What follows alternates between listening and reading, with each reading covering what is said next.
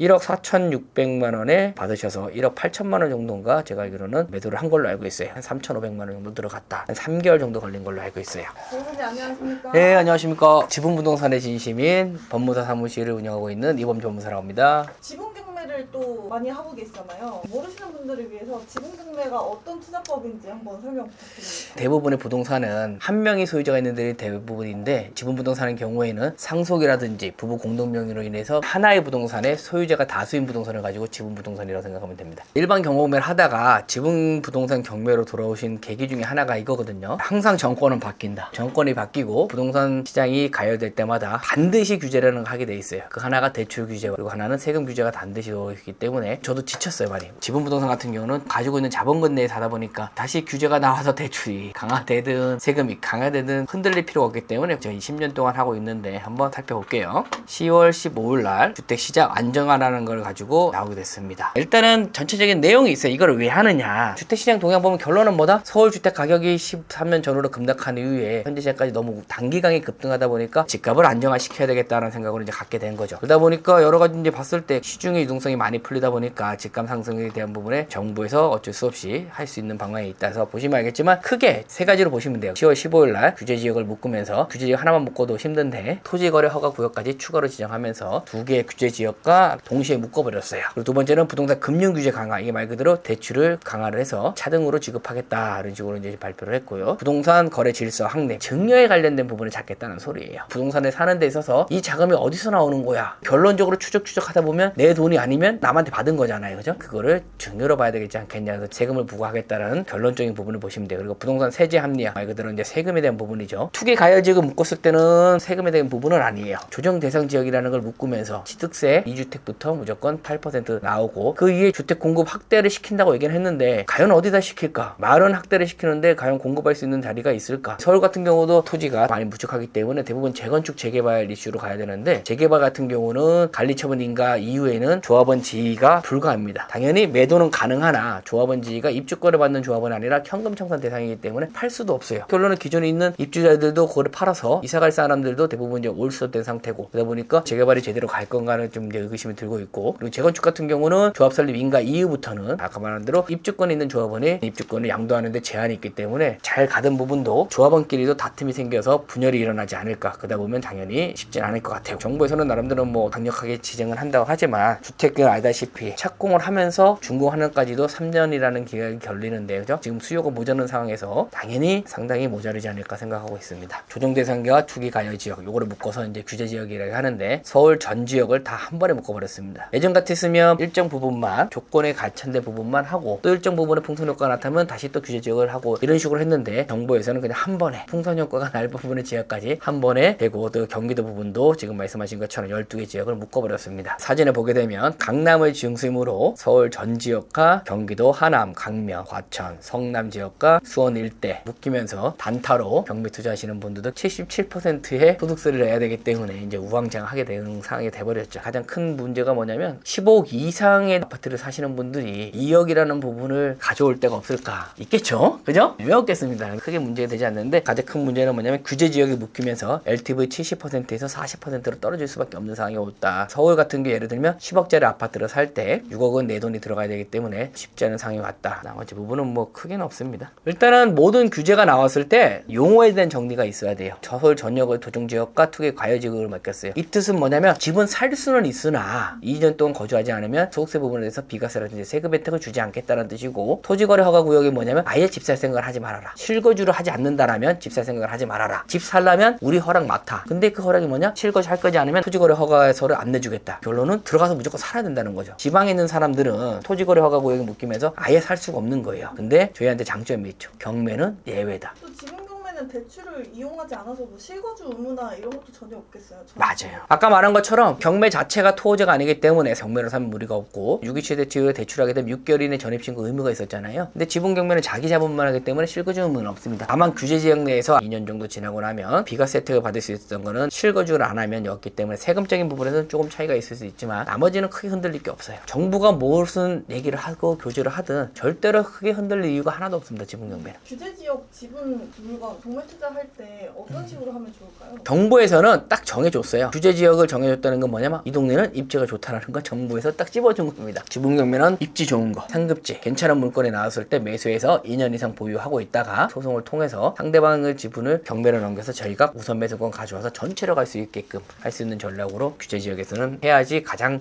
높은 수익률이 나옵니다. 반대로 비규제 지역은 어떻게 하면 좋을까요? 비규직은 지금처럼 뭐 달라진 건 없어요. 단기 매도로 1년 안에 매매 사업자를 이용해서 하게 되면 소득세를 종합소득세 6%에서 35% 정도까지 내면서 본인 할 수 있기 때문에 달라진 건 없습니다. 단타로 수익 봤던 사례도 같이 한번 볼 수 있을까요? 사람들이 지분 경매하면 얼마나 걸려요? 이렇게 얘기하시는 분들이 꽤 저한테 질문을 많이 해요. 지분 경매는 일반 경매와 다르기 때문에 협상이 잘 되거나 공유자가 사주거나 잘 되면 뭐 3개월 안에 매도가 가능한데 잘 안 됐을 때는 결론은 법적인 절차를 밟아야 되거든요. 근데 법적인 절차를 밟는다고 해서 상대방이랑 싸우러 가는 게 아니라 공유물에 대해서 저희가 얘기해봐야 아무리 이해를 안 하는데 재판관님이 얘기하면 아 그렇구나라고 이해를 하기 때문에 협의를 하러 법원에 간다고 생각하시면 돼요. 한 달에 한 번 정도밖에 변론은 길이 안 열리기 때문에 그래도 한 6개월에서 8개월은 있어야 됩니다. 얘기를 하는 편이에요. 지분 경매든 일반 부동산에 투자든 가장 제가 중요하게 생각하는 게 뭐냐면 팔릴 수 있는 물건을 고를 수 있는 눈을 기르는 게 가장 중요하다고 생각해요.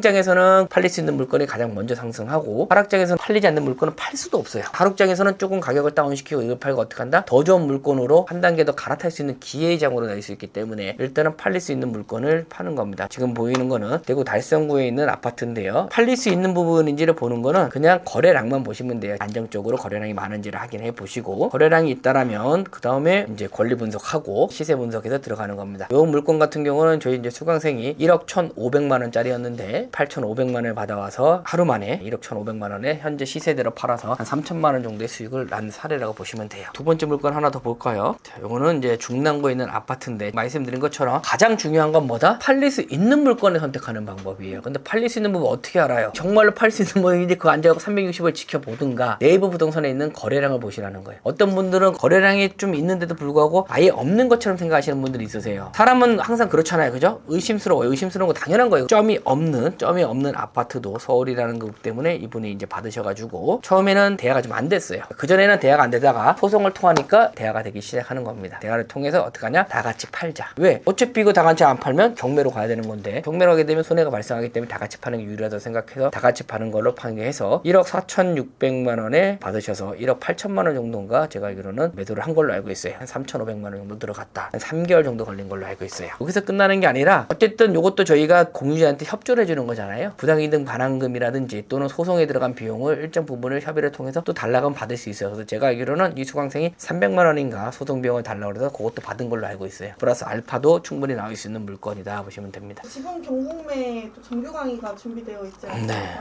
말씀드린 것처럼 지금 경복매가 좋은 이유가 뭐냐면 이렇게 규제가 나올 때마다 흔들릴 필요가 없어요. 왜? 내가 가지고 있는 자본금 내에서만 하면 되기 때문에 정부가 무엇을 하든 간에 신경 쓸 필요 없고 내 길만 가면 되며 그리고 지분 경매에서 그냥 지분만 알려주고 기술만 가르쳐주는 그런 수업이 아니라 저는 핵심은 그렇게 생각해요. 뭐 부동산이 가지고 있는 특성, 아파트가 가지고 있는 특성, 다세대가 갖고 있는 특성 그리고 다가구가 갖고 있는 특성들을 알아야 투자 전략이 나오기 때문에 또 오피스텔은 오피스텔대로 상가는 상가대로 토지는 토지대로 도로는 도로대로 구체적으로 특성에서 알려드리면서 수익을 낼 수 있는 부분을 세세히 좀 알려드리는 그런 수업이라고 알고 계시면 될 것 같습니다. 또 지분 경매 모임도 매달 진행하고 계시는데 네. 이번 주 일요일에 또 모임도 하시는데 많이들 참석하실 것 같아요. 간단하게 설명 부탁드립니다. 다른 학원이라든지 올라온 거 보면 수업 끝나고 나면 피드백을 안 해주네 이런 것들이 좀 많았어요. 저희는 이제 한 1년 넘은 것 같아요. 강의를 시작한 지. 수업 시간에 받으면 좋지만 수업 시간에 못 받을 수도 있잖아요. 그럼 끝나고 나서도 한 달에 한 번씩 오프라인을 통해서 날짜를 정해서 그때 오셔가지고 궁금한 것도 물어보고 서로 지금까지 투자한 부분을 이제 얘기해 주면서 서로 이제 물어보는 거 있는 건데 한 달에 한 번씩 오프라인 수업이 있다. 지금까지 1년 한 4개월인가요? 단 한 번도 안 빠지고 매월 이렇게 오프라인을 해서 서로 네트워크를 갖춰주고 있습니다. 네, 좋습니다. 오늘 고생 많으셨습니다. 네 고생하셨습니다.